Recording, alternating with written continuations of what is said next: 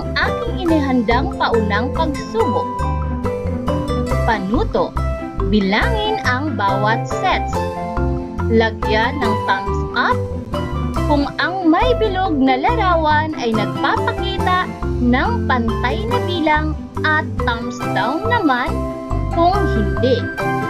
Handa na ba kayo? Okay, number 1.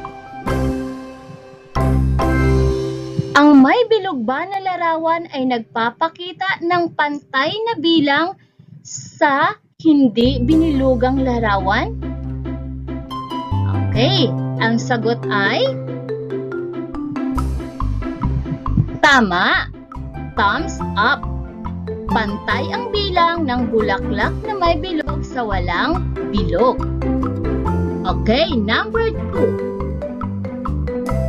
Ano kaya ang tamang sagot?